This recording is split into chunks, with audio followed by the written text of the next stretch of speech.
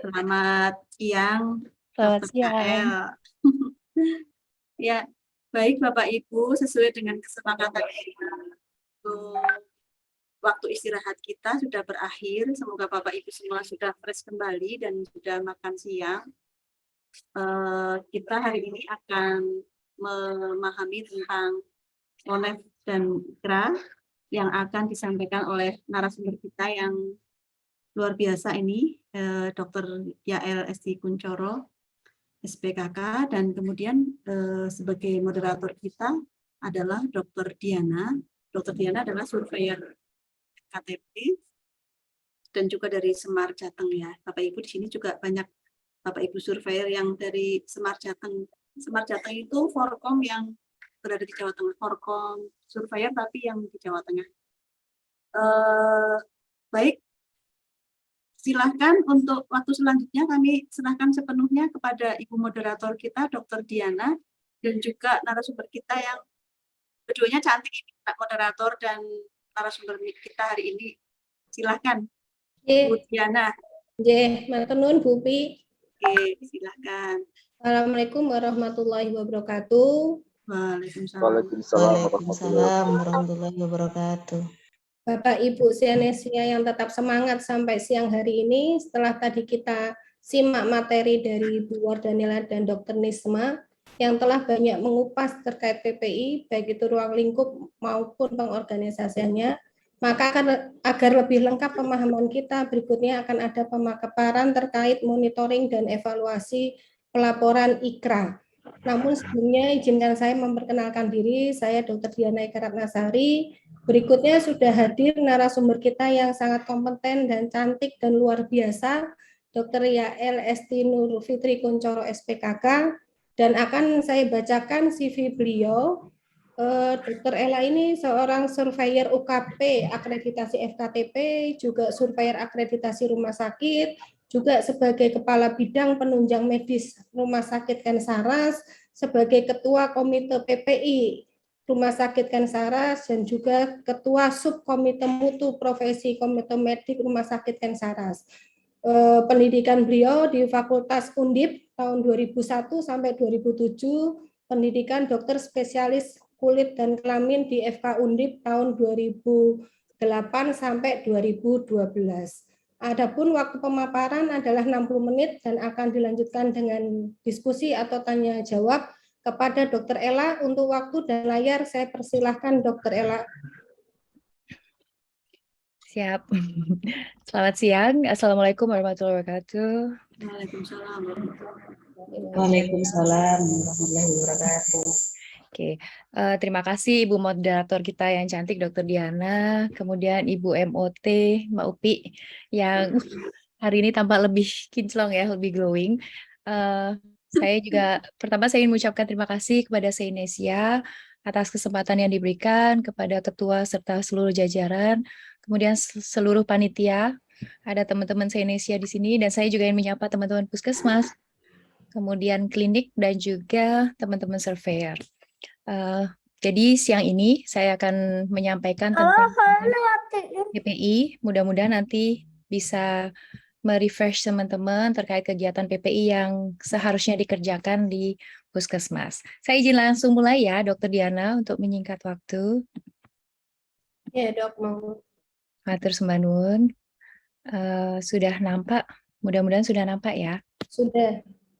Terima kasih. Jadi siang ini kita akan bahas tentang MONEF, terutama bagaimana kita menggunakan audit dan IKRA PPI dalam kita melakukan monitoring evaluasi kegiatan PPI yang nanti akan teman-teman kerjakan baik di klinik ataupun di puskesmas, dan rumah sakit pun mengerjakan hal yang sama.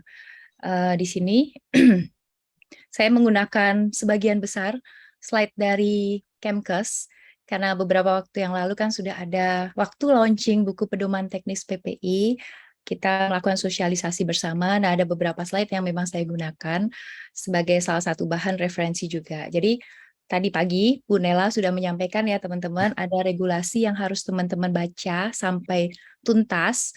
nggak banyak kok, halamannya sedikit di Permenkes 27, tapi untuk pedoman teknis PPI di PFKTP itu cukup banyak ya, 300 sekian halaman. Nah, mudah-mudahan teman-teman udah khatam.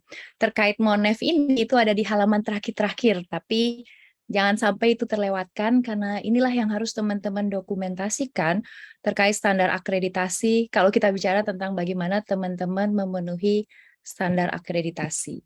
Terima kasih tadi Dokter Diana sudah menyampaikan CV saya. Jadi kalau nanti ada pertanyaan, silahkan teman-teman. Kita kan punya WA Group, kita punya Telegram. Boleh langsung di situ atau di Senesia, atau teman-teman boleh japri ke saya kalau misalnya ada hal-hal yang perlu di-sharingkan secara khusus.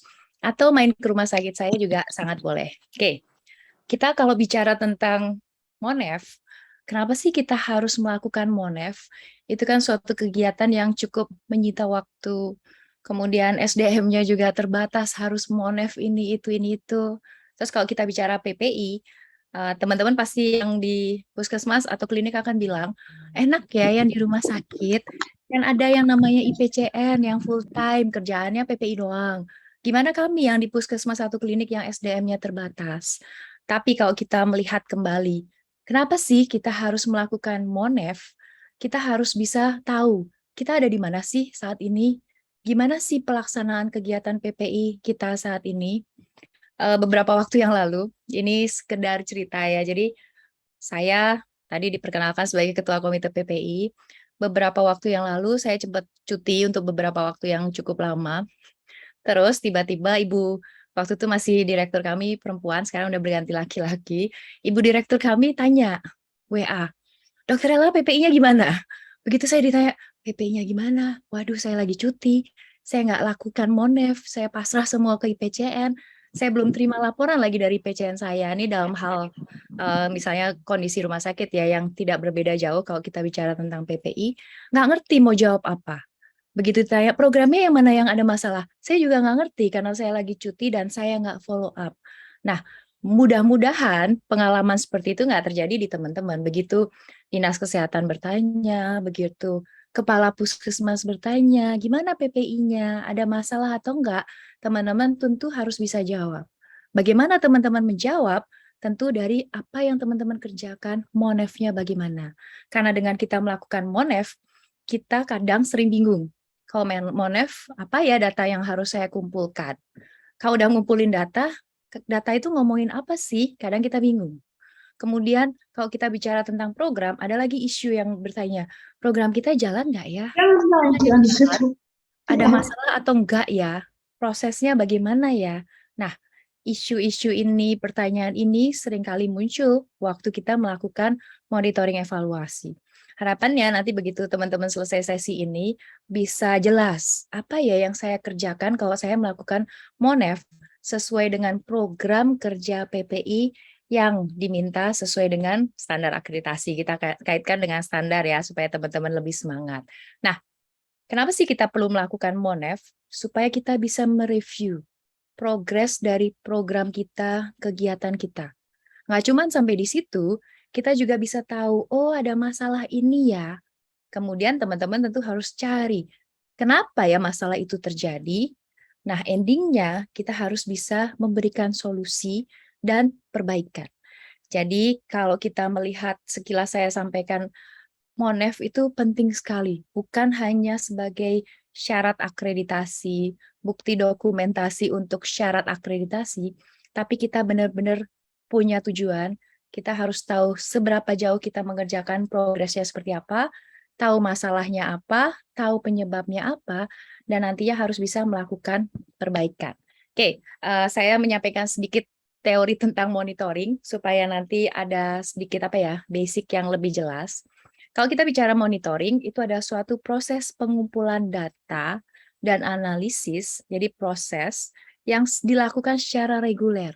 Jadi bukan sekali seumur hidup aja, tapi reguler, secara periodik. Namanya kita reguler berarti itu kan sehari-hari dilakukan. Walaupun nggak terus setiap hari teman-teman harus melakukan Monef karena keterbatasan. Dan apa sih yang teman-teman lihat, itu adalah contohnya adalah indikator. Indikator terutama kalau kita bicara PPI adalah indikator PPI. Nah, penting untuk diingat, walaupun kita bicara tentang PPI, seringkali kita melihat bagaimana sih compliance, kepatuhan, tapi teman-teman tetap fokus pada proses, bukan pada individunya kalau kita bicara monitoring. Kemudian tentu kita juga harus melihat program yang kita buat tercapai atau enggak, progresnya seperti apa, itu adalah bagian dari monitoring. Jadi kalau kita bicara monitoring, jangan hanya mengkotakkan pada indikator. Tadi di awal Bu Nela sudah menyampaikan ada beberapa indikator yang bisa teman-teman kerjakan terkait PPI. Umumnya memilih indikator HAIS misalnya. Jangan hanya fokus pada itu yang harus teman-teman monitor, tapi teman-teman harus melihat juga bagaimana sih program teman-teman pelaksanaannya. Nah, nanti kalau kita bicara program, dalam program pasti ada yang namanya kegiatan Monef, supervisi. Nah, itu pun teman-teman juga harus lakukan semuanya. Yang nanti mungkin akan dibahas oleh Dr. Lilis waktu teman-teman nanti melihat apa sih dokumen-dokumen yang harus disiapkan kalau kita bicara tentang PPI. Nah, beda halnya dengan evaluasi, ini adalah lanjutan dari monitoring. Evaluasi berarti menilai. Apa yang teman-teman lihat, apa yang teman-teman nilai, itu adalah membandingkan menilai apakah yang dilakukan itu sesuai enggak dengan apa yang teman-teman inginkan. Sehingga kita bisa tahu, oh tercapai enggak, ada perbedaan enggak, ada alternatif di balik itu semua. Jadi monitoring evaluasi itu menjadi suatu tugas, kewajiban sebetulnya yang harus teman-teman kerjakan. Nah, kalau kita bicara Monef dalam artian PPI, apa saja sih kegiatan Monef untuk kita melakukan Monef di PPI? Nah, tadi pagi Bu Nela sudah menyinggung sedikit tentang audit, IKRA, itu menjadi bagian yang tidak terlepas dari kegiatan PPI. Nah, ada juga spesifik, apa sih monitoring itu? Kalau kita bahasa yang umum, kadang kita bilangnya supervisi, jadi perawat PPI melakukan supervisi. Nah, ada monitoring, ada audit, ada IKRA. Nanti mudah-mudahan dengan selesainya sesi ini, teman-teman bisa membedakan, oh ini namanya monitoring, oh ini namanya audit, oh IKRA itu seperti ini, walaupun sama itu sebagai satu global, itu ada suatu paket Monef terkait dengan PPI. Nah, kalau kita lihat definisi operasionalnya, mudah-mudahan dari situ kita bisa lebih jelas. Kalau kita bicara audit, prinsipnya hampir sama seperti teman-teman yang sudah terbiasa melakukan audit internal. Jadi di sini kita melakukan pemeriksaan terhadap sistem atau kegiatan untuk melihat, menilai apakah sama, apakah sesuai, apakah patuh terhadap standar.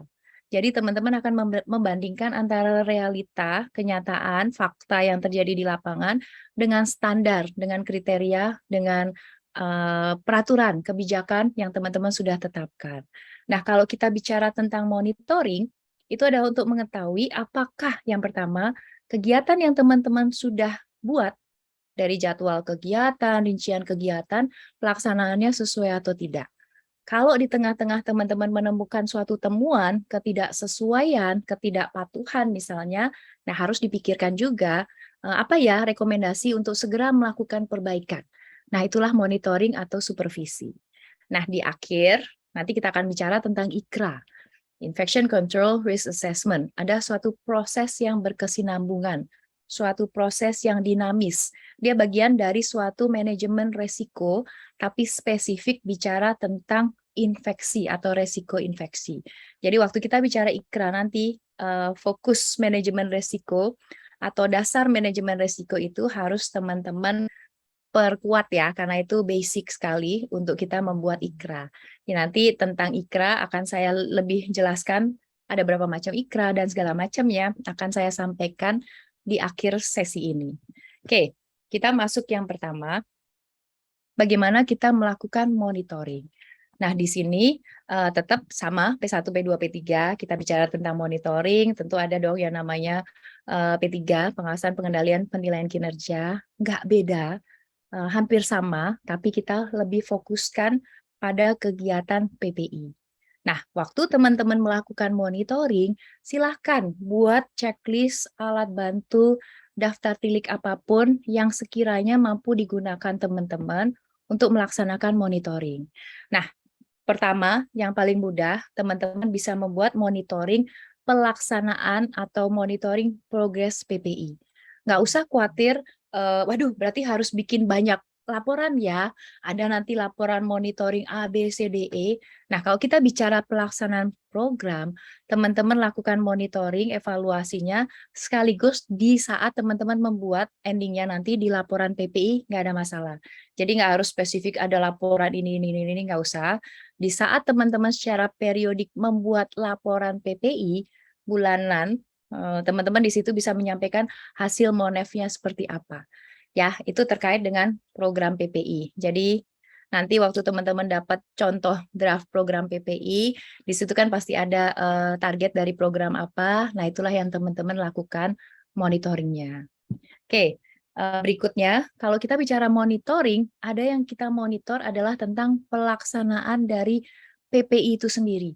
Jadi pelaksanaan pada tadi Bu Nela sudah sampaikan bagaimana penerapan kewaspadaan standar di Fasiankes teman-teman.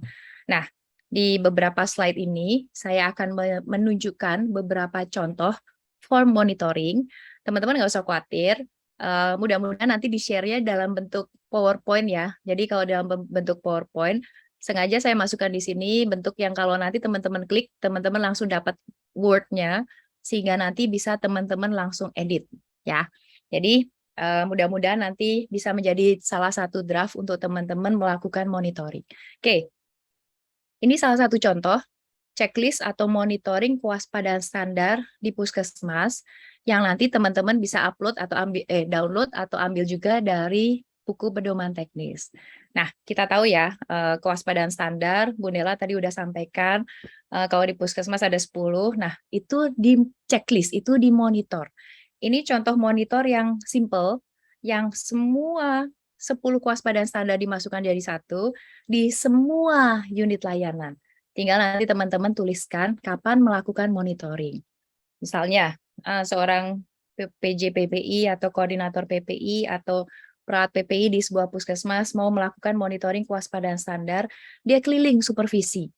Datang ke pendaftaran, melihat, di-observe. Oh ya, hand hygiene-nya oke. Bila oke, contreng. Berikutnya, lihat APD-nya. Benar nggak cara pakai APD-nya? Oke, contreng. Ngecek lagi lingkungannya. Wah, lingkungannya nih kotor nih. Nggak beres nih, nggak pernah dibersihin. Nanya ke CS, ini belum dibersihin dari sejak seminggu yang lalu misalnya. Berarti tidak dilakukan, lewat. Kemudian limbah dilihat. Wah, limbahnya di situ kok masih banyak ya, sampahnya nggak diambil, udah berapa hari misalnya, 2 hari nggak diambil, lewat lagi. Jadi simple, teman-teman memonitor, melihat apakah sesuai atau enggak secara garis besarnya. Kemudian nanti misalnya kalau di pendaftaran kan tentu nggak ada penyuntikan yang aman, ya nggak usah dimonitor. Kemudian misalnya nggak ada pemrosesan peralatan, ya nggak usah dimonitor. Jadi kewaspadaan standar apa saja yang dikerjakan di unit layanan itu, itulah yang teman-teman monitor. Monitoring tentu menjadi salah satu tugas dari PPI, perawat PPI, tim PPI, dan segala macamnya. Karena yang melakukan monitoring itu adalah orang yang tahu. Jangan sampai teman-teman menyuruh atau udahlah, saya nggak sempat minta tolong CS aja deh, suruh monitor. Padahal dia mungkin nggak ngerti. Mungkin kalau urusan limbah dia ngerti. Tapi untuk urusan lain dia nggak ngerti. Gimana bisa melakukan monitoring. Ya, contoh berikutnya, oke kita jalan, saya sebagai perawat PPI jalan mau supervisi monitoring ke Gimul, melihat, oh ya melakukan hand hygiene dengan betul, APD-nya oke, dipakai ya sesuai, contreng aja.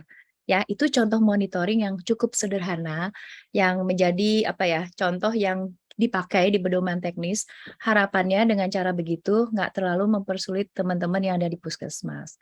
Nah, begitu teman-teman misalnya ketemu ada yang nggak sesuai. Berikutnya monitoring minggu berikutnya masih aja nggak benar, nggak dilakukan lagi. Udah dikasih solusi, udah diingetin, tetap aja masih nggak beres. Nah, itu bisa teman-teman angkat menjadi suatu kegiatan audit. Jadi, apakah semua harus dimonitor? Tentu semua harus dimonitor. Apakah semua harus diaudit? Nggak semuanya harus teman-teman audit. Teman-teman bisa memilah seperti dasar pemilihan kriteria audit, mana yang mau saya audit. Ya, supaya itu nanti nggak jadi beban. Sudah dimonitor, kenapa semuanya harus diaudit?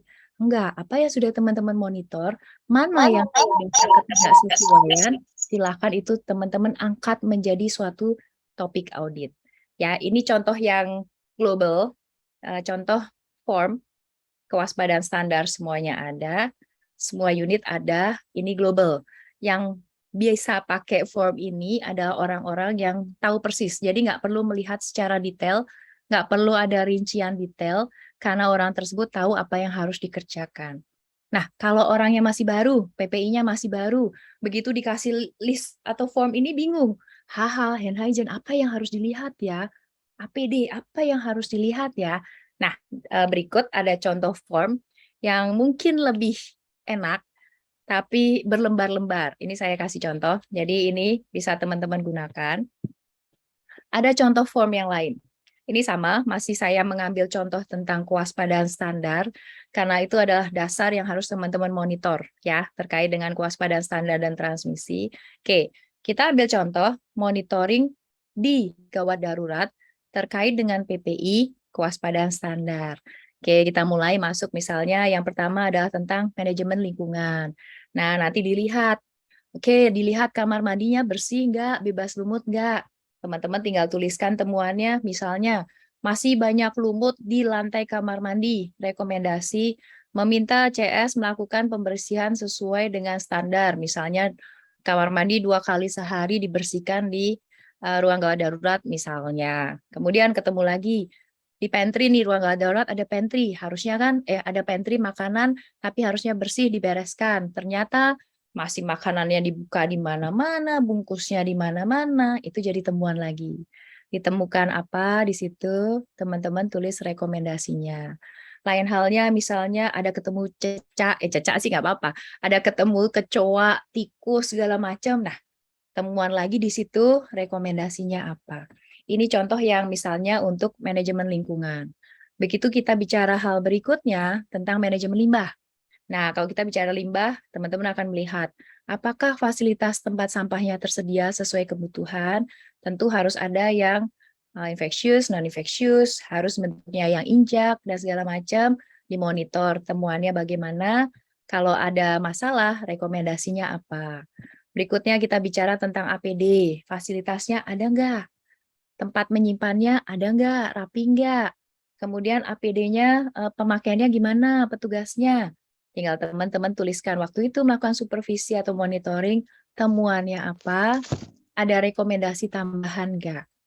Lain halnya tentang kebersihan tangan, teman-teman bisa melihat fasilitasnya tersedia nggak, lengkap nggak, temuannya apa, ada rekomendasinya nggak. Misalnya IGD hand rub-nya kosong terus, begitu dimonitor ditulis kosong, ketersediaan fasilitas hand rub tidak ada, atau sudah expired misalnya, rekomendasinya apa, teman-teman tinggal tuliskan.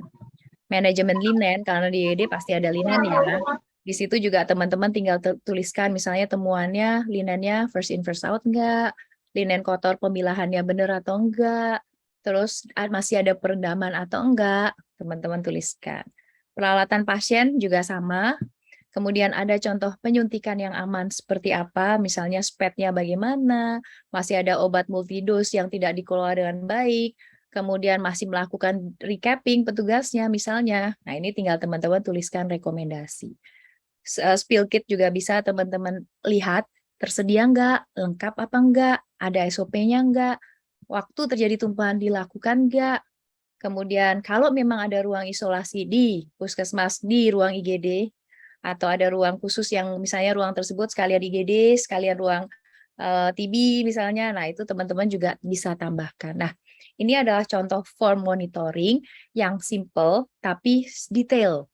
Jadi teman-teman tinggal melihat standar mintanya apa yang mau saya lihat, temuannya sesuai atau enggak, kalau enggak sesuai rekomendasinya apa. Ini formnya. Ini bisa teman-teman gunakan untuk semua unit layanan yang sekiranya semua kewaspadaan standar itu ada. Nah, ini saya berikan contoh lain, secara spesifik lagi. Jadi ada banyak contoh yang teman-teman bisa ambil. Tadi contoh secara global semuanya, atau itu juga bisa menjadi rekap keseluruhan. Ada contoh yang per ruangan dengan semua kewaspadaan standarnya detail masing-masing. Ada lagi teman-teman bisa mengambil per kewaspadaan. Misalnya saya mau melihat, memonitor bagaimana pelaksanaan sterilisasi di puskesmas. Ada tahapannya mulai dari pencucian, kemudian pembersihan, pre-cleaning-cleaningnya, pengemasan, sterilisasi. Nah, teman-teman juga bisa menggunakan form ini. Jadi, form itu terserah dari tujuan teman-teman apa yang mau dimonitor, tapi bukan pilih, saya mau pilih bulan ini hanya memonitor kewaspadaan standar yang pemrosesan alat saja. Bulan depan yang ini enggak. Monitoring itu harus dilakukan secara reguler untuk semua kegiatan PPI yang ada di puskesmas teman-teman. Ya, jadi bukan pilih salah satu, tapi yang bisa teman-teman pilih yang mana adalah form mana yang mau saya gunakan. Nah, ini contoh yang dari gizi. Jadi teman-teman bisa melihat kalau unit layanan mungkin 10 kewaspadaan standar itu oke, bisa diterapkan. Gawat darurat, gigi, rawat inap, BP umum, ruang TB, ruang isolasi, KBKIA mungkin sama. Tapi ada beberapa spesifikasi yang harus teman-teman monitor di beberapa layanan.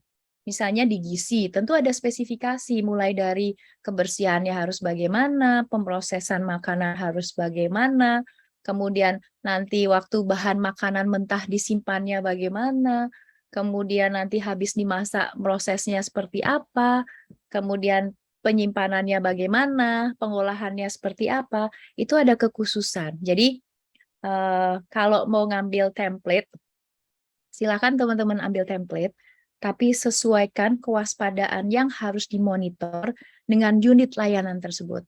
Mudah-mudahan paham ya. Kalau contohnya masih kurang jelas, nanti pasti akan kami share di Senesia. Ini agak cukup detail yang saya sampaikan supaya teman-teman nanti punya gambaran. Apabila ini nggak ada di puskesmas teman-teman, tentu nggak usah dikerjakan. Misalnya nggak ada gizi, karena kita nggak rawat inap, nggak ada persalinan, nggak ada gisi-gisian, yang nggak usah teman-teman kerjakan. Ya. Oke, ini nanti contoh bisa teman-teman ambil. Mudah-mudahan monitoring jelas. Secara global, monitoring harus teman-teman lakukan di semua kewaspadaan, di semua kegiatan. Nah, nanti teman-teman tinggal pilih, saya mau pakai form yang mana ya, yang sesuai, yang mampu laksana di puskesmas saya atau di klinik saya. Oke, berikutnya kita akan masuk kepada audit. Jadi, kalau saat teman-teman melakukan monitoring, ada beberapa yang tidak sesuai, dimonitor, dikasih rekom, enggak, tetap aja masih begitu, entah kenapa dikasih tahu juga masih nggak bisa, terkait proses ya, bukan terkait individu masing-masing. Oke, teman-teman lanjutkan dengan proses audit. Sama seperti audit internal dalam pemilihan kriteria, audit internal juga dilakukan secara reguler dengan topik-topik yang teman-teman bisa pilih, kemudian nggak cuma sekali, tapi teman-teman tetap harus melakukan re-audit kembali. Ya, jadi sasarannya silahkan teman-teman tentukan, kriterianya apa juga silahkan teman-teman tentukan, tapi yang pasti kita tahu tujuannya ya adalah untuk supaya kita bisa meningkatkan, melakukan perbaikan terkait pelayanan yang ada. Nah, di sini tujuannya kita harus bisa menilai dari hasil kita melakukan audit, kita punya kriteria. Hand hygiene misalnya atau APD harusnya kepatuhannya 80%, harusnya pelaksananya 80%. Nah, kita punya target, kita punya kriteria apa sih sebenarnya cara hand hygiene yang benar, standarnya seperti apa, itu dibuat menjadi suatu instrumen untuk teman-teman melakukan audit.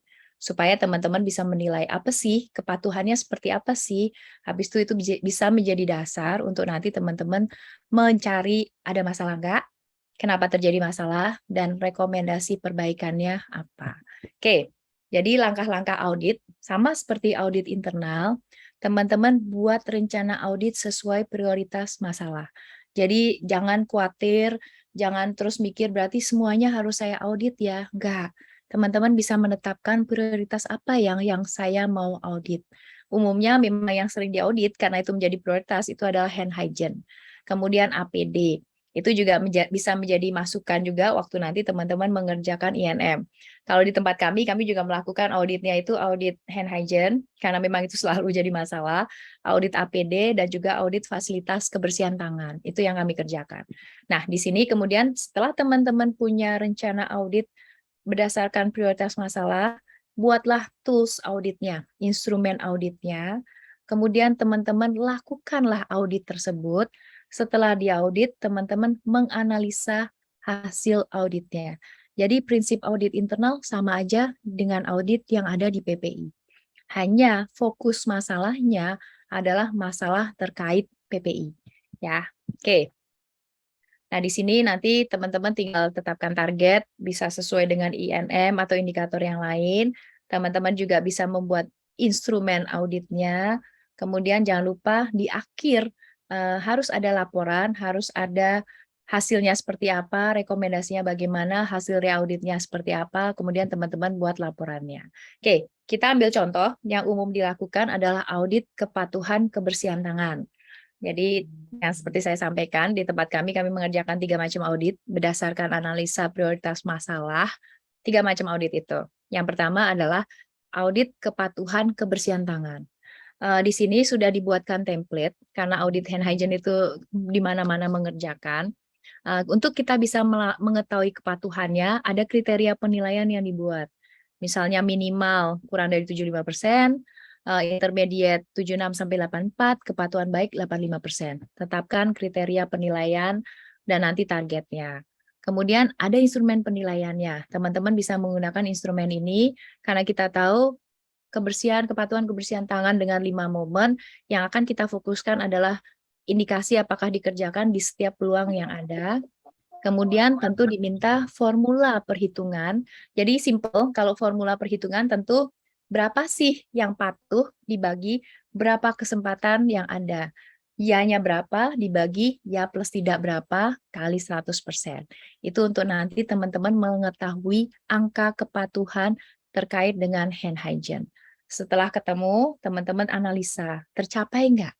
Kalau nggak tercapai, kenapa nggak tercapai? Supaya tercapai, apa yang harus direkomendasikan kepada unit tersebut terkait dengan apa yang teman-teman lakukan audit.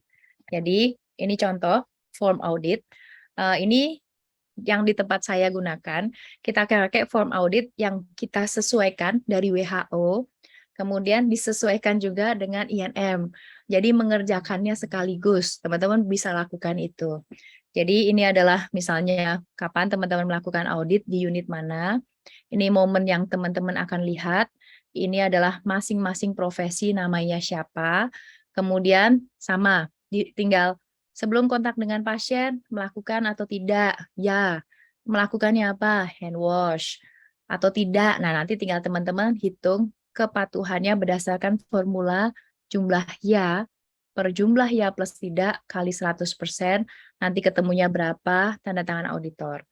Penilaiannya tadi ya, kalau kurang dari 75 berarti kurang, intermediate sampai 85, di atas 86 kepatuhannya tinggi. Nah, satu hal yang ingin saya ingatkan, jadi kalau kita bicara tentang hand hygiene, kita ingat ya, memang sih ada 5 momen yang disampaikan oleh WHO. Before patient, after patient, before. Nah, itu agak fokusnya ke kalau kita kontak dengan pasien.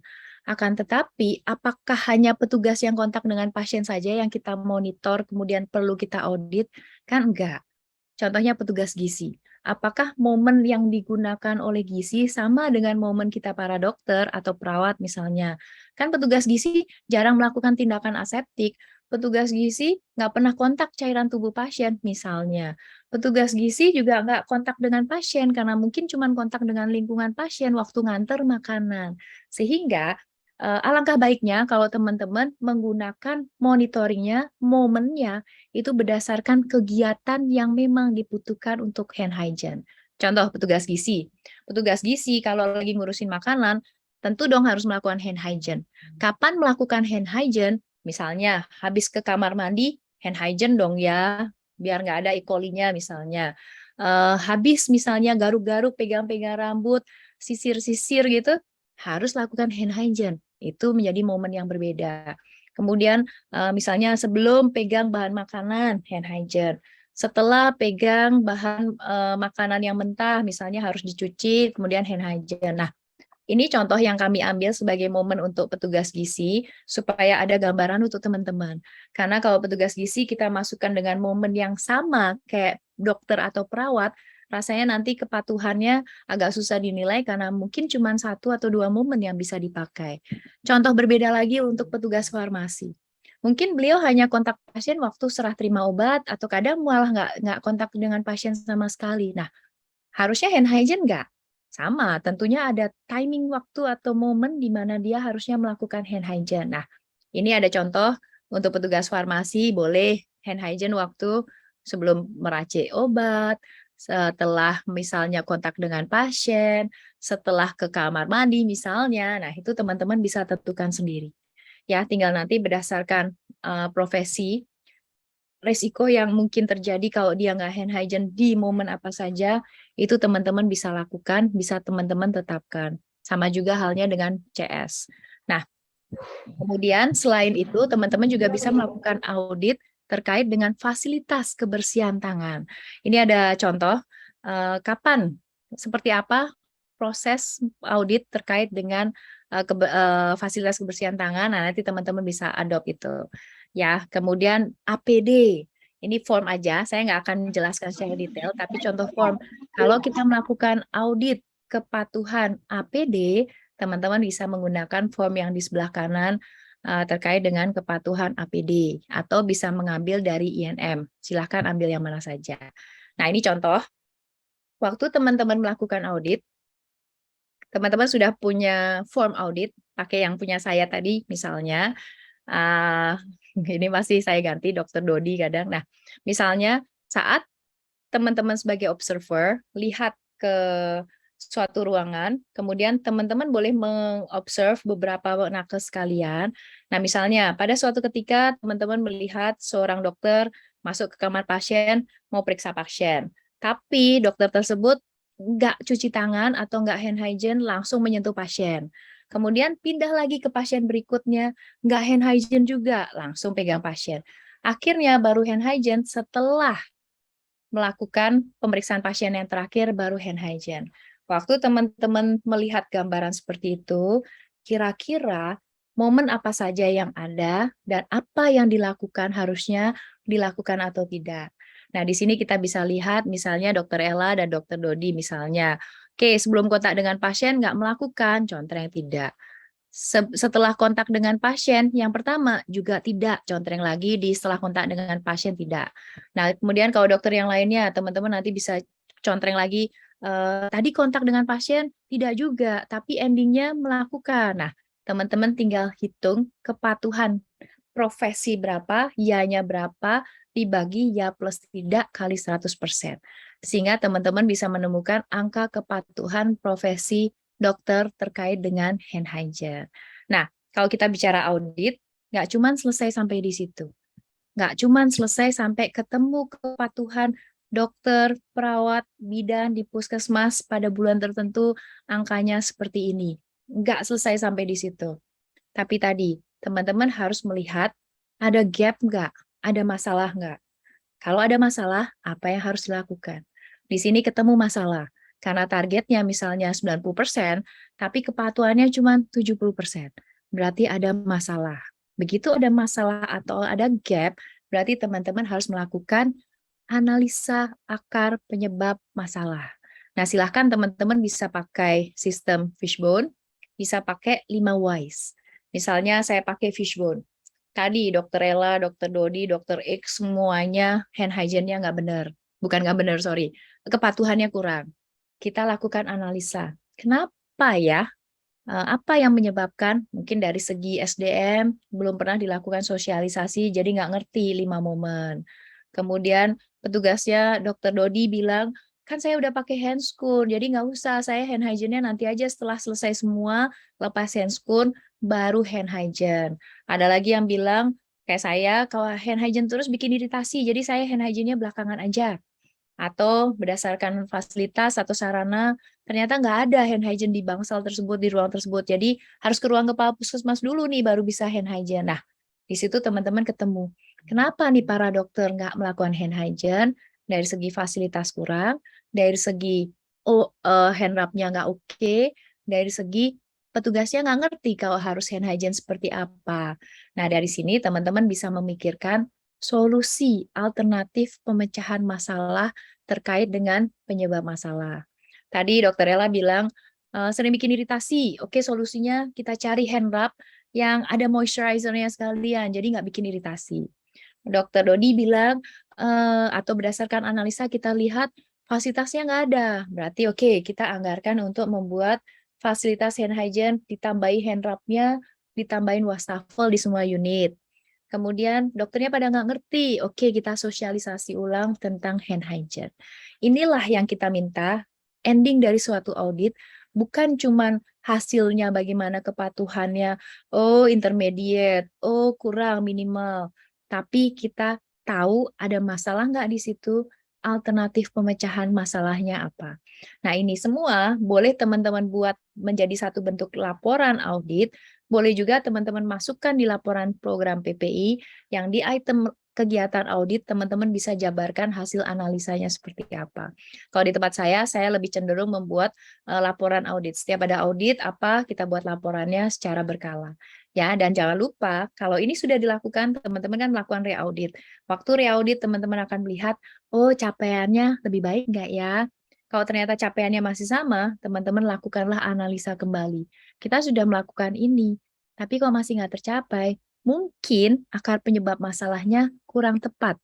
Atau mungkin akarnya sih benar, tapi solusi yang teman-teman rekomendasikan atau alternatifnya tidak sesuai. Nah, itulah kenapa penting sekali teman-teman juga melakukan re-audit. Sama seperti audit internal, buatlah jadwal. Saya mau audit ini, di mana, kapan, re-auditnya di bulan apa saja, supaya kita punya kayak timetable atau jadwal pelaksanaan audit.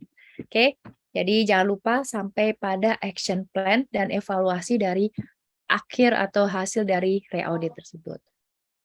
Oke, masih ada waktu. Lanjut ke materi berikutnya adalah tentang IKRA. Ya, di sini kita bicara IKRA adalah Infection Control Risk Assessment. Ada kata-kata risk assessment ya, jadi dasarnya, basicnya, teman-teman harus paham betul dan menguasai tentang manajemen risiko atau risk assessment. Nah, ini tadi Bu Nela udah sampaikan ya, ini menjadi dasar kita, referensi untuk teman-teman mengerjakan PPI. Nah, terkait IKRA juga nggak terlewat dari Permenkes 27 dan buku pedoman. Nah, kenapa sih kita perlu melakukan IKRA? Jadi, Infection Control Risk Assessment itu kan suatu manajemen risiko spesifik untuk kontrol terkait risiko infeksi. Kita kerja di Fasiankes, kita kerja di suatu pelayanan kesehatan, tentu risiko infeksinya tinggi. Karena orang sakit di mana-mana, segala macam kuman ada di mana-mana. Beda kali ya kalau ke mall, karena yang datang dengan kondisi yang berbeda. Nah, di sini kita perlu melakukan kontrol risiko supaya tidak terjadi transmisi baik kepada pasien, keluarga, petugas, pengunjung, dan lingkungan. Jadi mengingatkan kembali, kalau kita bicara risiko, manajemen risiko, jangan hanya memikirkan risiko yang mungkin terjadi ke petugas saja, atau hanya memikirkan risiko yang mungkin terjadi ke pasien. Tapi teman-teman juga harus memikirkan risiko infeksi ke lingkungan sekitar, ke masyarakat, atau mungkin ke fasilitas teman-teman.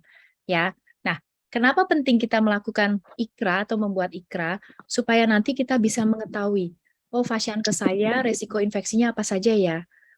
Risiko infeksinya banyak banget nih.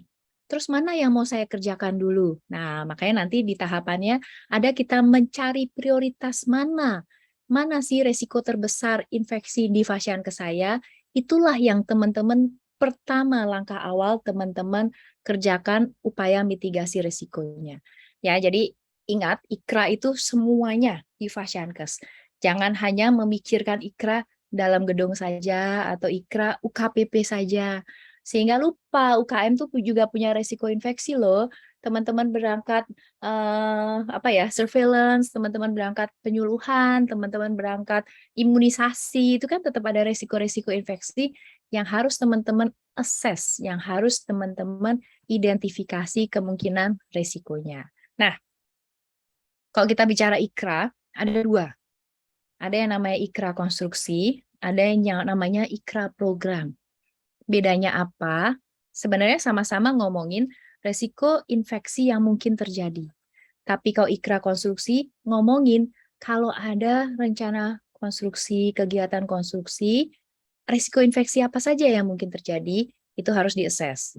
Kalau kita bicara IKRA program, lebih pada pelaksanaan kegiatan PPI sehari-hari, ada resiko infeksinya nggak ya? Pelayanan di puskesmas, ada resiko infeksinya nggak ya? Dan kenapa dinamakan program? Karena salah satu alasannya, apa yang teman-teman assess, identifikasi resiko yang muncul, kemudian upaya mitigasinya, itu nanti menjadi dasar untuk teman-teman menyusun program PPI. Sama kayak manajemen resiko, teman-teman menyusun risk register. Ada register resiko apa saja, kemudian teman-teman menentukan upaya kelola resiko, risk treatment-nya dengan kontrol dan financing misalnya. Nah, apa yang teman-teman sudah putuskan itu kan dimasukkan ke dalam RUK teman-teman. Nah, ini juga sama. Bila teman-teman menemukan suatu resiko infeksi di puskesmas teman-teman, contoh di puskesmas X, di puskesmas Semarang, alatnya, atau di puskesmas Ngemplak Simongan di tempat Dokter Diana, alat-alatnya masih belum diproses secara benar, nggak punya autoclave. Jadi cara bersihinnya masih tidak sesuai standar. Itu resiko nggak? Resiko. Begitu teman-teman melihat resiko tersebut, kemudian kan dilakukan assessment. Kemudian teman-teman melakukan perhitungan, itu prioritas. Karena prioritas tentu harus segera dilakukan upaya mitigasi. Upaya mitigasinya apa? Oke, tahun ini saya mau beli autoclave. Habis itu saya mau melakukan sosialisasi atau pelatihan cara pembersihan alat yang benar. Nah, kegiatan itu teman-teman masukkan di dalam program PPI. Ya, jadi itulah kenapa dinamakan sebagai suatu IKRA program. Oke, mudah-mudahan jelas ya bedanya. Satu kalau kita bicara konstruksi, yang satu kita bicara pelayanan puskesmas secara umum dan risiko infeksi yang ada di dalamnya. Nah, bagaimana melakukannya? Kita mengingat pada yang namanya risk management flowchart. Karena prinsipnya adalah suatu tools manajemen risiko atau alat manajemen risiko, berarti intinya sama kalau kita mengerjakan manajemen risiko. Pertanyaan berikutnya, kapan ya kira-kira saya bikin IKRA program atau IKRA konstruksi? Kita bikin IKRA program setiap tahun. Tapi kalau kita bicara register risiko, kita bicara IKRA, itu sifatnya dinamis. Jadi mungkin aja di tengah-tengah tahun, tiba-tiba terpikir, oh ya ada risiko ini ya yang mungkin terjadi. Tuangkanlah lagi di dalam IKRA, nggak ada masalah. Tapi minimal teman-teman membuat suatu IKRA setiap tahun 1 kali. Nah, pertanyaan berikutnya, kira-kira siapa yang bikin IKRA? IKRA bukan dibikin oleh PJPPI, Ketua Komite PPI, tim PPI, bukan. IKRA itu multidisiplin. Masing-masing unit yang punya risiko infeksi tersebut harus bisa membuat IKRA-nya. Nah, tugasnya tim PPI atau koordinator PPI memfasilitasi, mengkoordinir. Jadi nanti masing-masing unit akan punya IKRA. IKRA lab, IKRA farmasi, IKRA BP umum, IKRA UKM, apapun itu punya IKRA.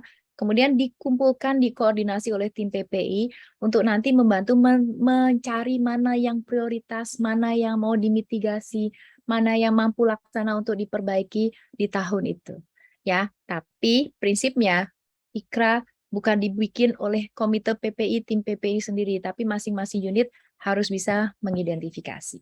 Nah, kalau kita bicara tentang IKRA atau manajemen resiko, flowchart-nya sama. Nah, ini sama kayak prinsip manajemen resiko, mulai dari mengidentifikasi resiko, menganalisa resiko, mengevaluasi resiko, dan menetapkan upaya perlakuan resiko.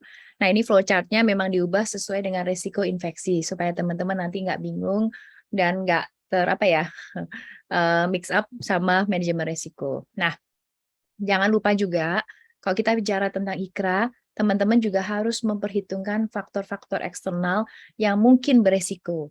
Kayak sekarang, misalnya ada risiko bencana, ada nggak ya risiko infeksi kalau terjadi bencana?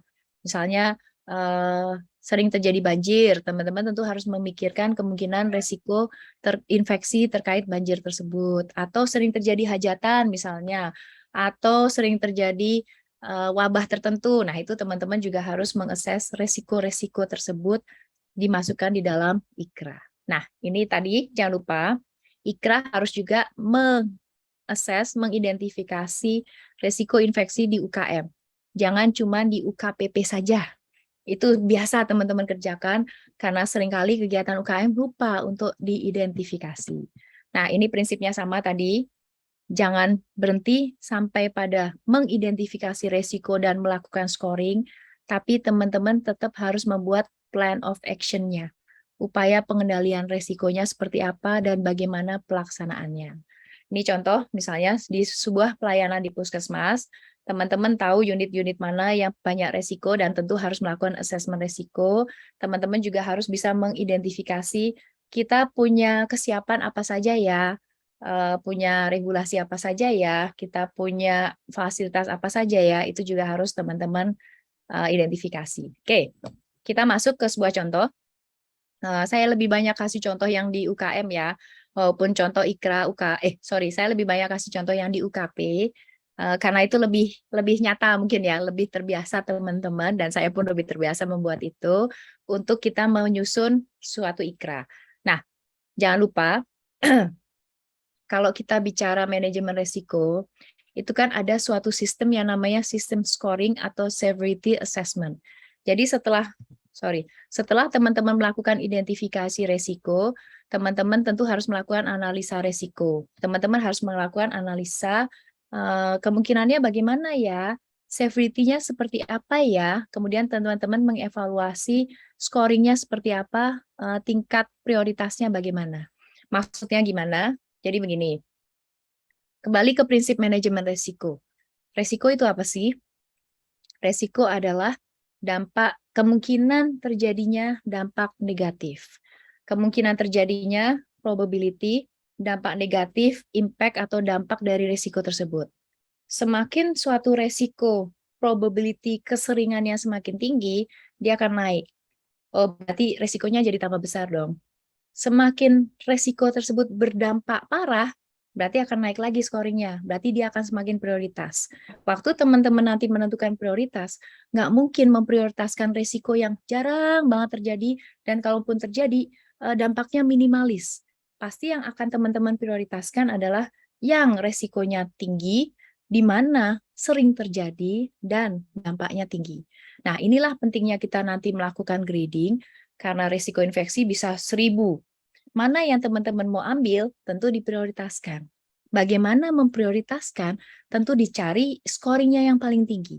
Scoring yang paling tinggi ditemukan dengan cara apa?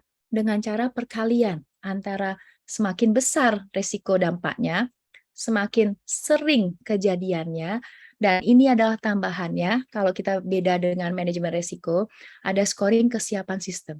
Semakin Fasiankes itu siap, kerentanannya semakin kecil, fasilitasnya semakin oke, regulasinya semakin bagus, tentu nilai scoring risiko akan semakin kecil.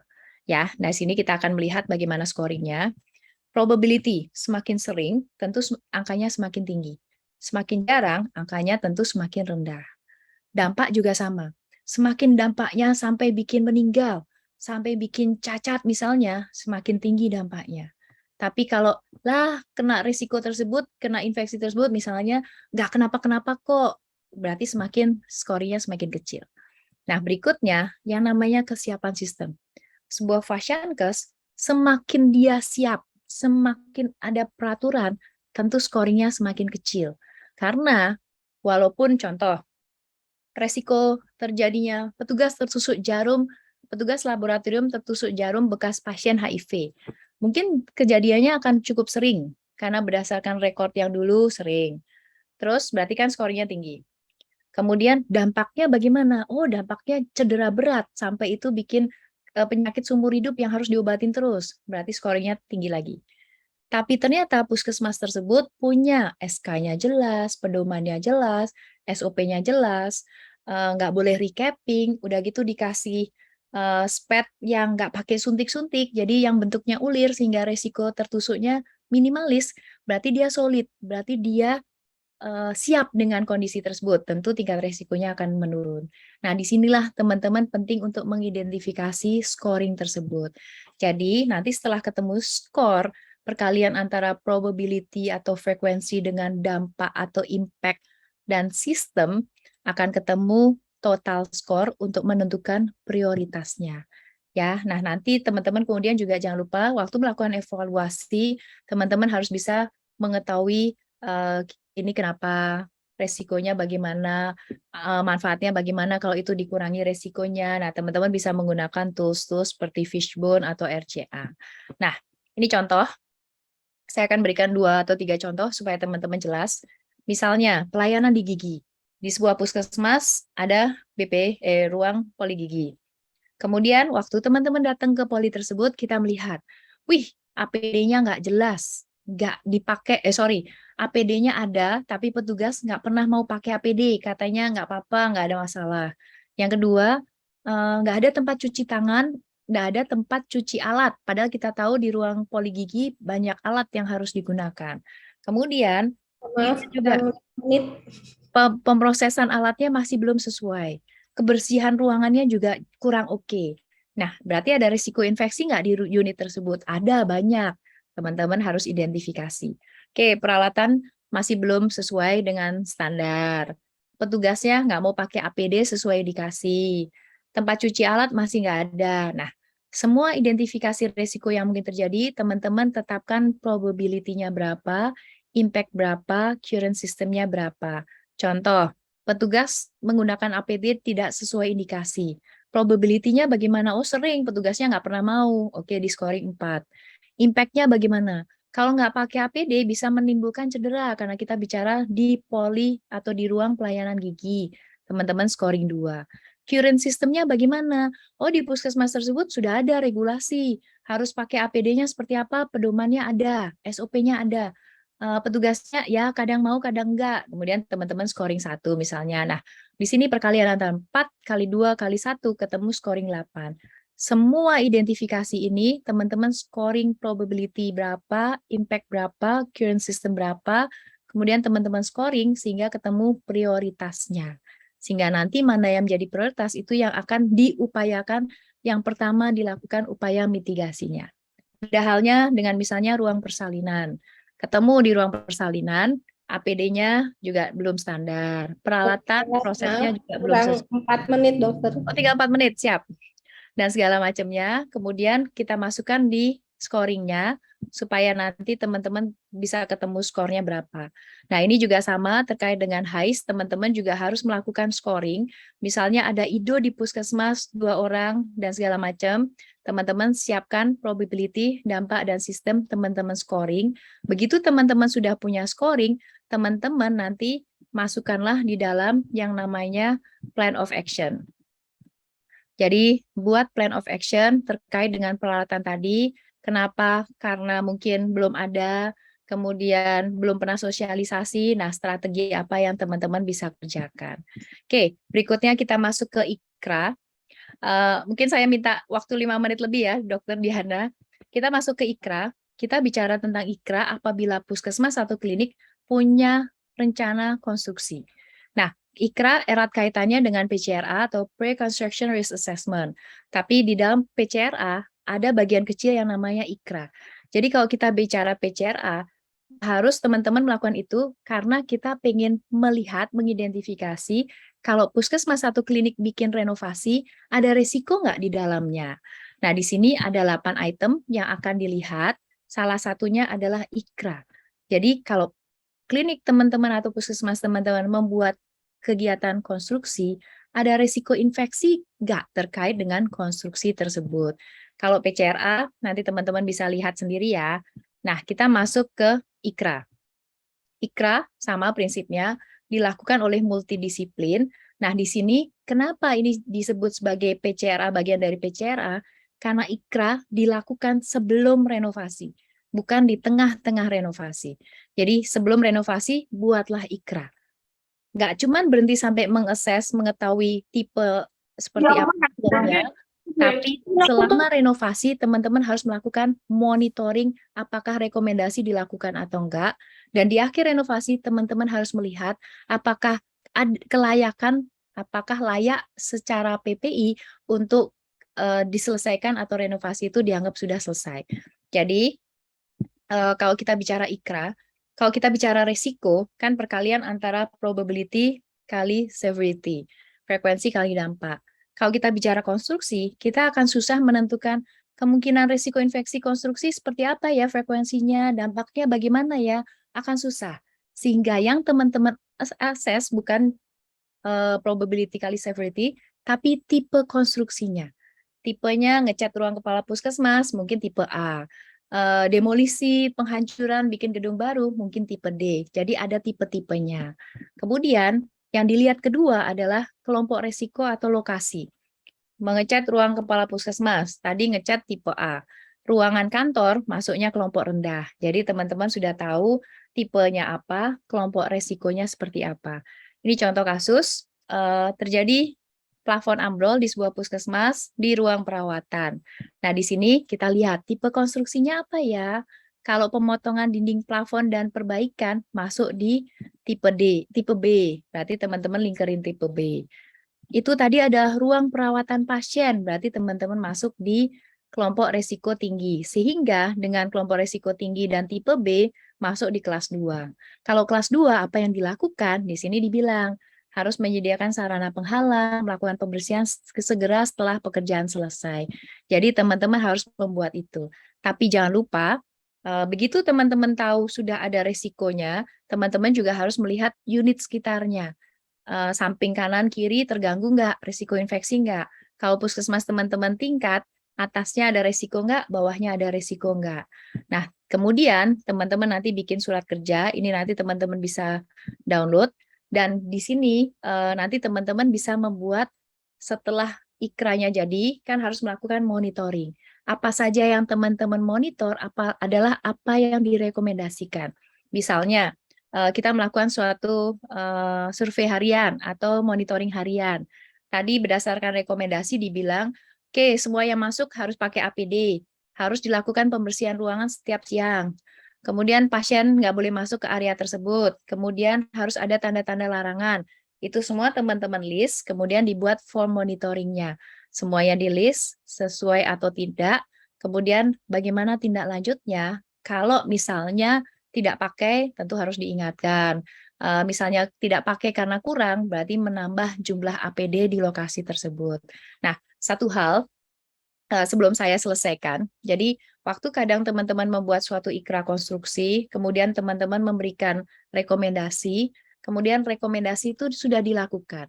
Tapi saat teman-teman melakukan supervisi ke sana untuk melakukan monitoring, tiba-tiba ternyata apa yang teman-teman rekomendasikan tidak berhasil mencegah risiko infeksi tersebut.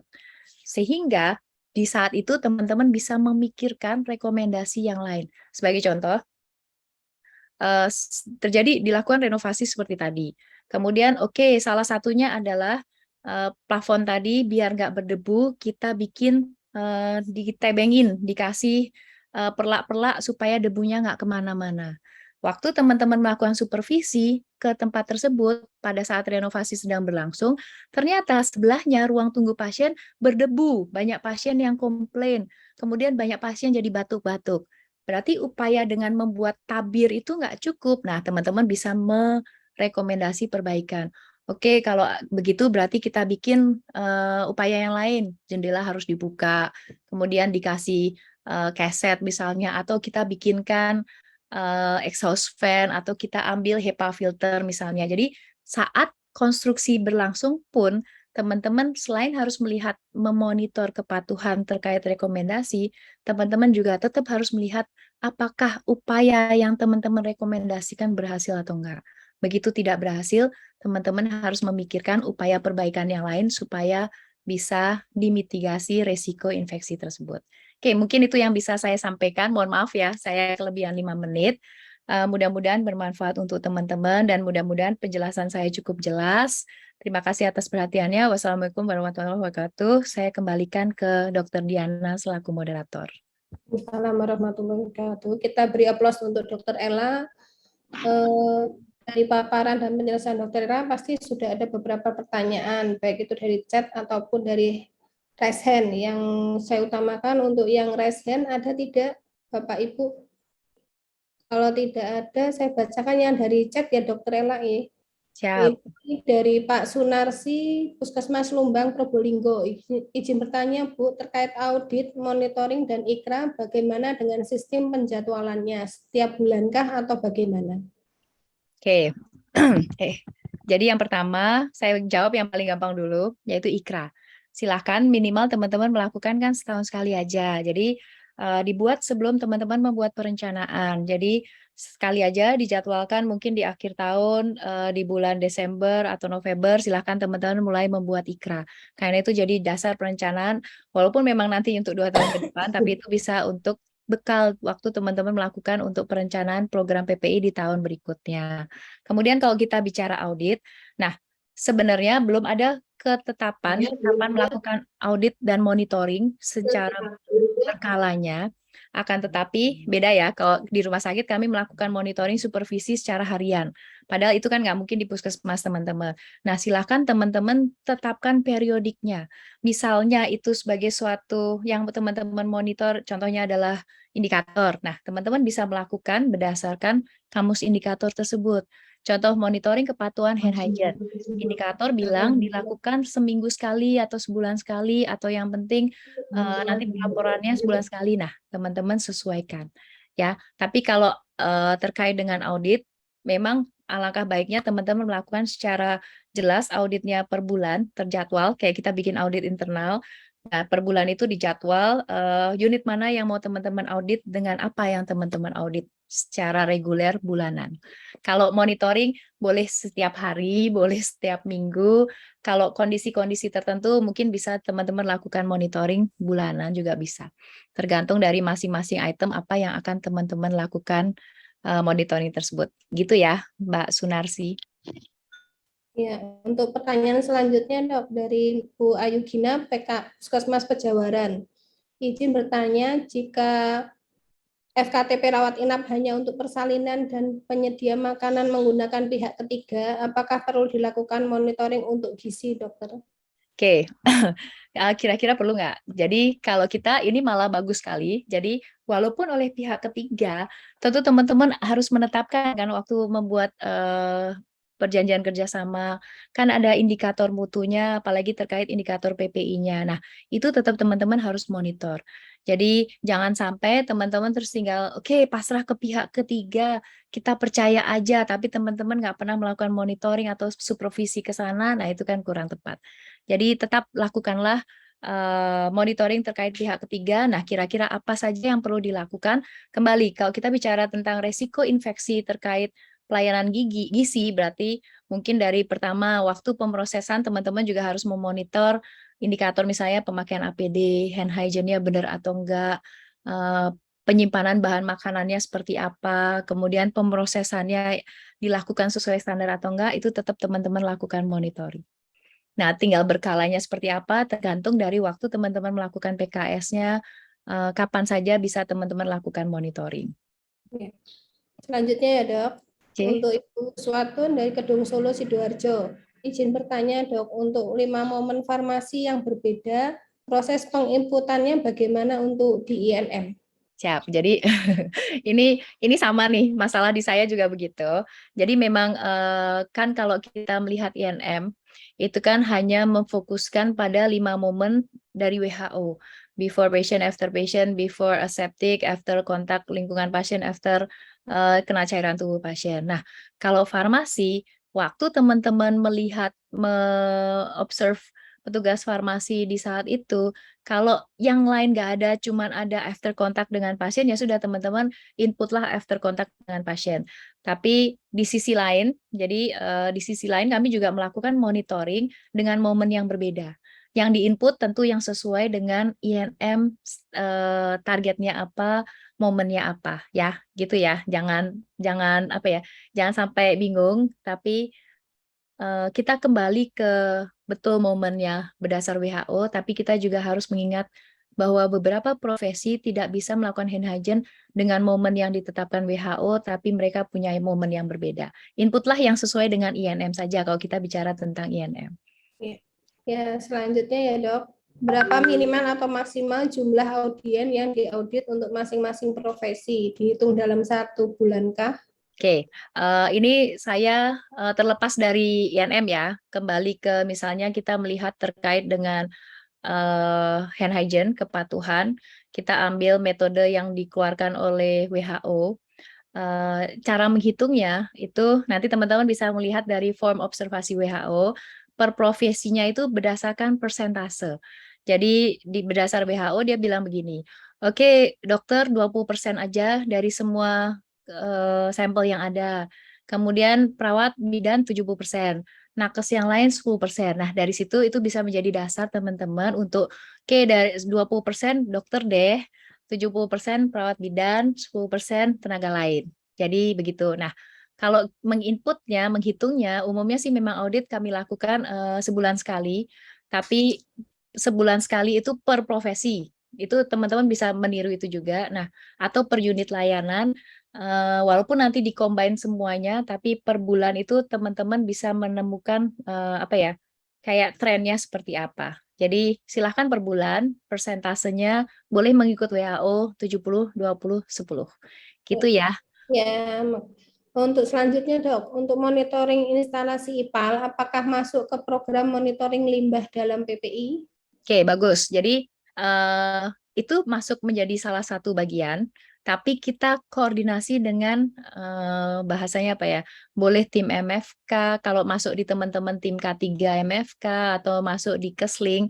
Jadi itu tetap menjadi bagian dari kita juga karena segala macam limbah itu juga menjadi ranah kita, walaupun apa ya, kayak terintegrasi dengan punyanya MFK, gitu ya, Dokter Ya. Silvi. Yang selanjutnya dari Bu Vita, Puskesmas Solomerto, jika dokter poli umum yang memeriksa pasien lebih dari 20 orang, apakah perlu melakukan hand wash setiap pergantian pasien atau hanya perlu dengan hand rub? Terima kasih. Oke, terima kasih Mbak Vita. Jadi zaman saya dulu 2016, ini supaya teman-teman ingat ya. 2016 itu kami dulu diajarkannya 5 kali hand wash, 5 kali hand rub, 1 kali hand wash. Jadi kalau pasiennya 20 berarti oke di antara 5 itu saya harus hand wash 4 kali misalnya begitu. Nah, sekarang sudah berubah standarnya. Kapan kita melakukan hand wash itu mungkin tadi Bu Nela sudah sampaikan juga ya. Saat kita melihat tangan kita kotor, yang kedua saat kita terkena cairan tubuh pasien. Jadi seandainya 20 orang tersebut teman-teman merasa tangan saya nggak kotor dan saya nggak kena cairan tubuh pasien, nggak apa-apa teman-teman lakukan hand rub, nggak harus pakai hand wash. Gitu ya Mbak Vita ya. Jadi nggak terpatok dengan jumlah berapa kali, tapi terpatok pada bersih atau enggak, kotor atau enggak, dan kena cairan tubuh pasien atau enggak. Ya. Untuk Dokter Tria dari Puskesmas Mangunsari, untuk beda IKRA dengan register resiko, apakah dari IKRA masuk ke dalam register resiko, dok? Oke, jadi kalau kita bicara manajemen resiko ya, kalau kita mengingat register resiko itu saya seringnya bilang itu rumah besar semua resiko.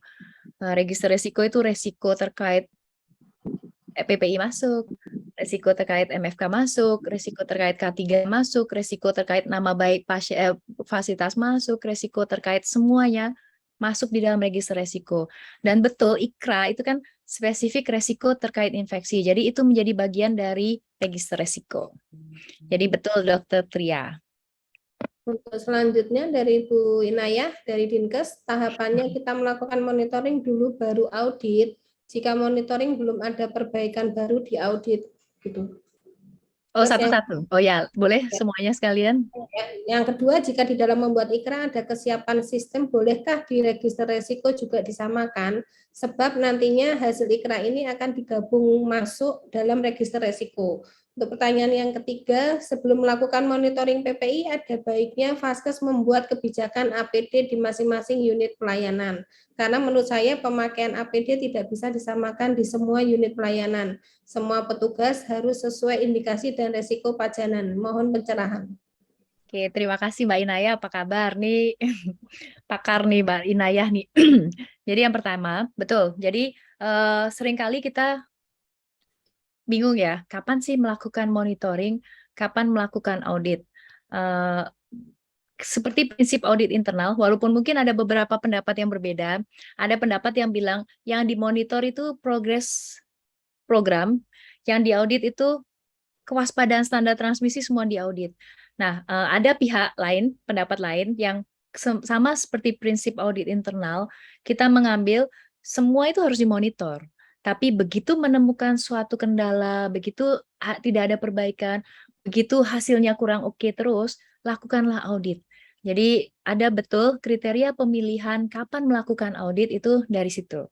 Nah, di tempat kami menerapkan itu. Jadi semua kita monitor, kita supervisi, kemudian begitu ada item-item yang menjadi prioritas untuk kita angkat menjadi suatu topik audit, baru kita lakukan audit. Yang tadi sih umumnya memang audit hand hygiene, audit APD, karena itu selalu menjadi masalah yang mungkin kalau sekarang agak sudah enggak ya karena COVID, tapi dari dulu itu terus yang selalu menjadi masalah. Nah, ketika teman-teman nanti menemukan misalnya terjadi heist karena bundles-nya ternyata nggak dilakukan. Kita udah refresh tentang bundles, heist-nya masih ada terus. Nah, baru kita lakukan audit bundles. Itu juga boleh. Jadi, dari masalah yang umum terjadi yang dari monitoring nggak berhasil diperbaiki temuannya, ketemu temuan itu terus, boleh teman-teman jadikan bahan atau topik untuk audit. Kemudian, jika di dalam membuat IKRA ada kesiapan sistem, bolehkah di register risiko juga disamakan? Sebab nantinya hasil IKRA ini akan digabung masuk dalam register risiko. Ini benar. Jadi, sebenarnya severity assessment itu kan ada beberapa cara ya. Ada severity assessment hanya probability kali severity, ada severity assessment ditambah current system. Nah, ini tergantung teman-teman nanti menetapkan di dalam pedoman, saya mau pakai template severity assessment yang apa. Kalau yang dengan kesiapan sistem, kan ada IKRA, jadi biar teman-teman nggak pusing, boleh aja, nggak ada masalah. Atau bisa juga mengacu di Permenkes tentang manajemen risiko terintegrasi, kita mau ambil referensi itu karena ada kesiapan sistem, itu juga boleh. Jadi, boleh-boleh aja, nggak ada masalah, biar cocok ya Mbak Inayah ya. Kemudian, sebelum melakukan monitoring PPI, ada baiknya Vaskes membuat kebijakan APD di masing unit layanan. Oke, betul. Saya sepemahaman, sepakat dengan Mbak Inayah. Makanya sharing sebentar, di tempat kami nggak pakai leveling. Jadi nggak ada level IGD level 3 harus pakai APD lengkap pulput semua pakai lengkap sampai ke hazmat. Nanti di rekam medis karena nggak ada kita masuknya level hijau, oke kita bikin hanya pakai masker. Sama, saya nggak pakai itu karena seperti yang tadi Bu Nela juga selalu ingatkan, bila kita menggunakan APD tentu harus melihat pada indikasi kita pakai dan resiko pajanan. Jadi bisa aja di IGD katanya ini level 3 nih merah jadi harus pakai semua. Tapi di IGD cuma duduk aja sebagai admin ya nggak dong kita nggak pakai semua level 3. Kita di mana di IGD cuma melakukan triase ya berarti teman-teman cukup mungkin pakai masker. Kita di IGD melakukan tindakan nebulizer, berarti semua harus dipakai, harus pakai masker KN95. Jadi N95. Jadi cocok, saya sepakat, setuju. Tapi semua kembali ke teman-teman, mengingatkan kembali penetapan pemakaian APD sebisa mungkin kembali pada filosofinya. Kita pakai APD untuk mencegah resiko pajanan. Jadi pakai APD sesuai dengan indikasi dari resiko pajanan. Betul, Mbak Inayah. Ya, untuk selanjutnya dari Mas Supodo bertanya bagaimana contoh IKRA konstruksi? Oke, tadi mohon maaf ya agak cepat, saya terlalu lama menjelaskan di awal. Jadi tadi contohnya, sebenarnya yang penting teman-teman melakukan pertemuan untuk melakukan assessment atau IKRA. Nanti akan keluar kayak surat kerja, surat izin kerja, di mana di situ akan muncul bagaimana teman-teman mengidentifikasi tipe konstruksinya dan lokasi atau kelompok risiko. Kemudian teman-teman akan mendapatkan level konstruksi. Nah, itu ada contoh formnya yang di PowerPoint. Setelah ketemu level, ada bentuk rekomendasinya. Nah, umumnya itu akan dibuat sebagai suatu laporan IKRA konstruksi apa yang teman-teman kerjakan. Jadi, laporan PPI IKRA konstruksi renovasi IGD. Nah, itu ada laporannya, ada narasinya, ada penentuan levelingnya, ada rekomendasinya. Kemudian kalau udah selesai ada bukti monitoringnya dan apakah kelayakannya sudah ada, itu ada. Nanti coba saya carikan contoh atau mungkin nanti waktu sesinya Bu Lilis, kalau Bu Lilis punya contoh kan akan dipaparkan lagi. Gitu ya, Mas Supodo.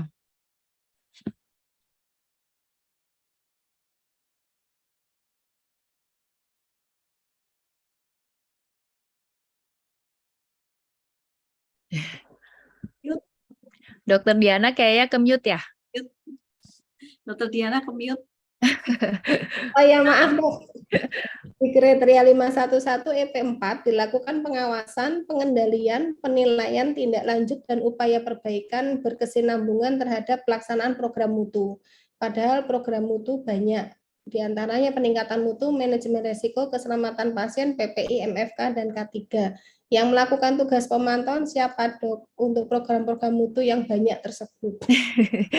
Ini ini masalah ini ya klasik semua puskesmas ya, saking banyaknya yang dimonitor, jadinya siapa yang melakukan apa. Jadi kembali sih, prinsipnya begini, yang harus melakukan monitoring adalah orang yang paham betul terkait apa yang dimonitor. Jadi kalau kita bicara PPI, karena kita di ini PPI, siapa yang melakukan monitoring? Tentu orang yang kompeten terkait dengan PPI. Seharusnya yang memonitor bukan orang yang dimonitor, itu prinsipnya.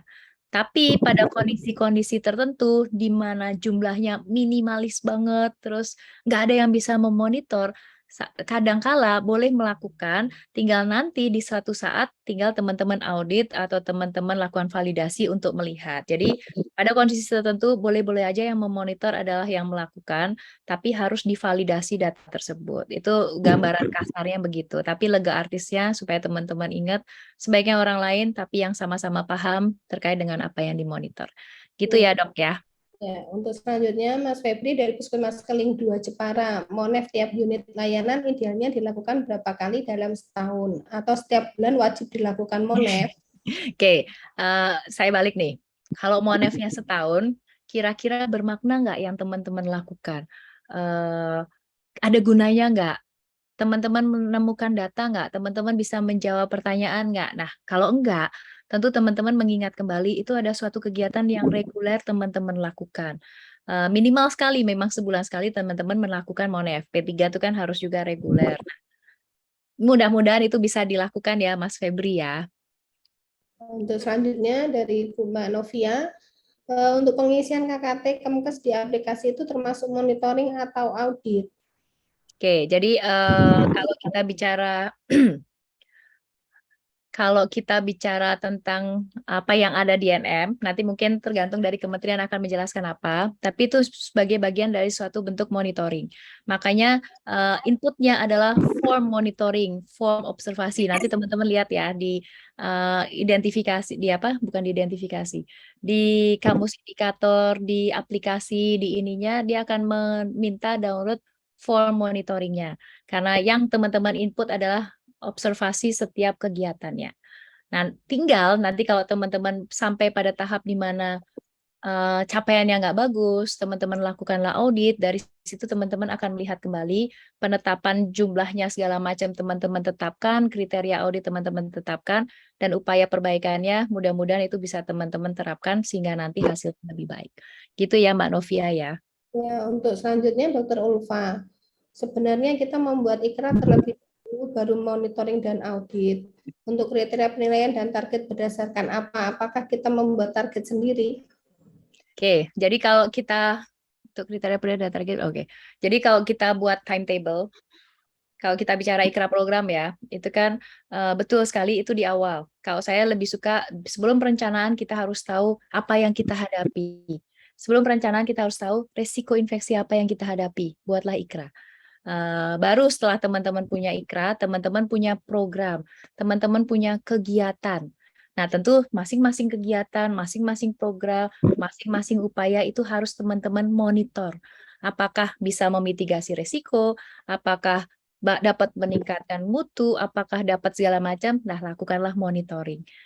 Begitu teman-teman melakukan monitoring supervisi, saya lebih sering kalau sama PPI kita bicara supervisi, nah setelah teman-teman melakukan monitoring, ketemu ada yang temuan yang susah, yang jadi masalah, yang jadi prioritas, angkatlah menjadi suatu topik audit. Jadi betul alurnya begitu.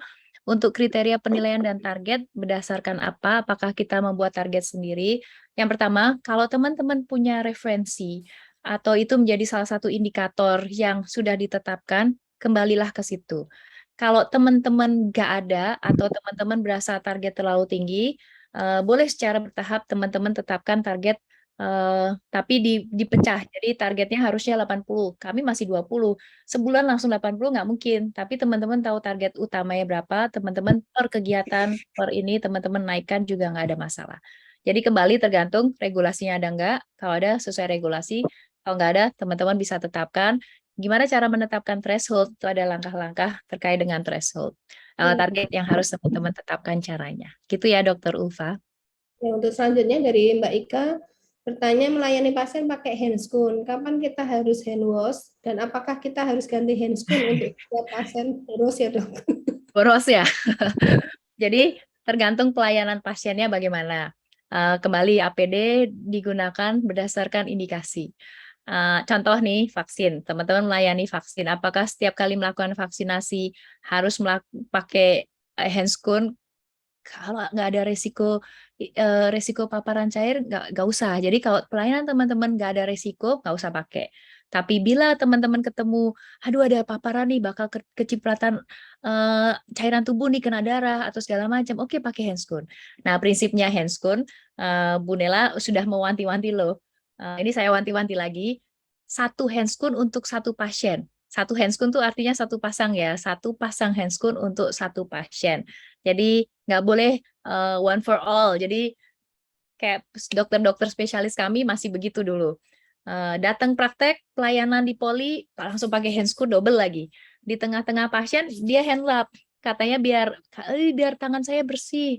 Kemudian ngerjain pasien 1000, ngerjain pasien 100, nggak ganti handscoon. Di akhir baru handscoonnya dilepas, hand hygiene. Nah, berarti kita berperan sebagai media transmisi antara pasien 1 sampai pasien ke-99. Jadi nggak boleh. Ya, prinsip harus satu handscoon untuk satu pasien. Kalau nggak ada indikasi, nggak usah pakai handscoon, teman-teman lakukan hand hygiene saja. Biar nggak boros, kata Dokter Diana. Ya, Ya, ini kayaknya pertanyaan terakhir dok. siap. Dari Dokter Ayu dari Semarang. 5.5.6.2 itu dilakukan identifikasi kemungkinan terjadinya outbreak infeksi yang di puskesmas itu seperti apa ya dok contohnya? Siap Dokter Ayu, nih temannya Dokter Diana juga nih. Eh, Gini dok, jadi sekilas kalau kita bicara outbreak, jadi kalau berdasarkan 556, saya sedikit mengupas, outbreak itu kan bisa outbreak yang terjadi di puskesmas, bisa outbreak yang terjadi di wilayah puskesmas. Nah, teman-teman kan punya e-words ya, itu bisa juga menjadi dasar untuk nanti teman-teman menetapkan itu sebagai outbreak, baru mengidentifikasi outbreak. Nah, kemudian langkah-langkah terkait dengan outbreak itu teman-teman harus susun. Nah, ada lagi infeksi outbreak yang terjadi di wilayah di dalam puskesmas. Ini seringkali konotasinya lebih pada HAIS. Jadi contohnya di puskesmas, kayak tadi contoh yang belum sempat saya singgung, di puskesmas nggak pernah nih ada IDO terkait episiotomi waktu persalinan selama ini, seumur hidup puskesmas. Tiba-tiba ada IDO karena penjahitan perineum di puskesmas.